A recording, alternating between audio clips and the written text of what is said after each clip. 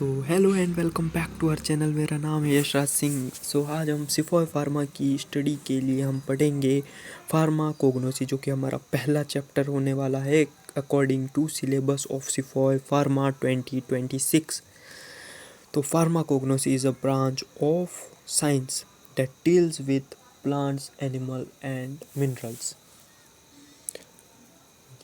मैं आपको बता देता हूँ, फार्माकोग्नोसी जो है दो शब्दों से मिलकर बनी है, फार्माकोन और ग्नोसिस। फार्माकोन का मतलब होता है अ ड्रग, यानी एक दवा, एंड ग्नोसिस का मतलब होता है स्टडी, यानी study of drug.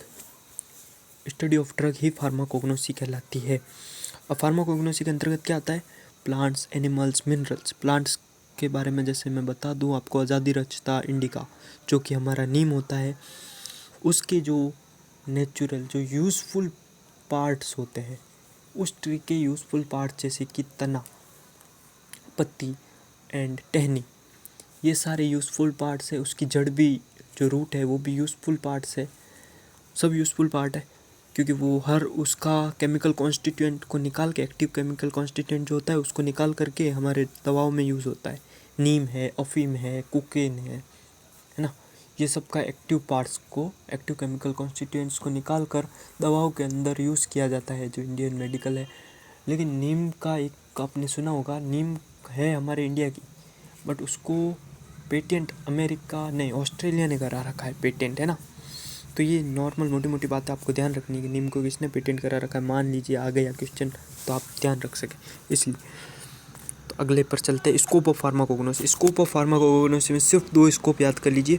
20th century important drug discovered for the animal kingdom during the century.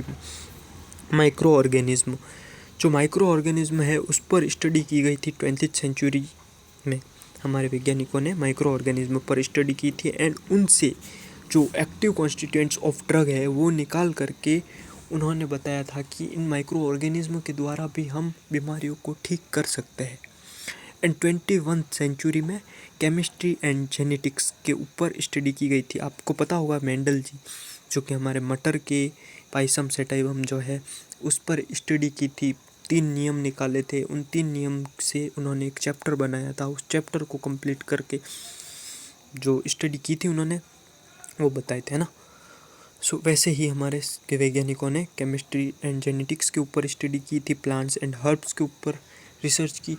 उनको रिसर्च करने के बाद में जो हर्बल नेचुरल प्रोडक्ट्स निकल कर आ रहे हैं, आजकल काफ़ी ट्रेंडिंग पॉपुलर चल रहे हैं हर्बल नेचुरल प्रोडक्ट्स, उनका साइड इफ़ेक्ट भी ज़ीरो साइड इफ़ेक्ट है। तो ये बातें कुछ आपको याद रखनी है ना। और ये लिख रखा है हर्बल मेडिसिन, ये रहा herbal medicine, since herbal medicine do not have any toxic or side effect, they have gained popularity in the recent years। कोई साइड इफ़ेक्ट नहीं है और उसने बहुत पॉपुलैरिटी गेन की है। मेडिसिनल प्लांट्स है, मैं आपको बता चुका हूँ इसके बारे में। Plant drug and remedies, drugs के प्लांट्स जो है वो हो गया, जैसे कोकीन हो गया, और एक यहाँ पर दे रखा होगा कैंसर।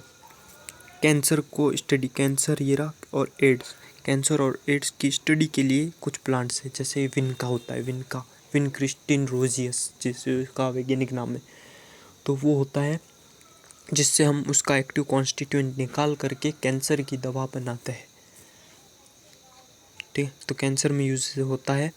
एंड अगला हम सबसे इम्पोर्टेंट पार्ट ऑफ फार्माकोग्नोसी है वो ये रहा।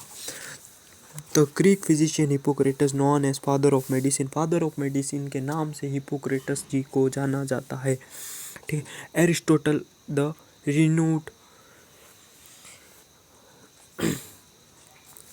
जो एरिस्टोटल है उन्हें हमारे एनिमल किंगडम के लिए फादर ऑफ एनिमल किंगडम के नाम से जाना जाता है, एरिस्टोटल जी। और प्लांट किंगडम के लिए जाने जाते हैं हमारे थियोफ्रास्ट जी, प्लांट किंगडम के फादर कहलाते हैं।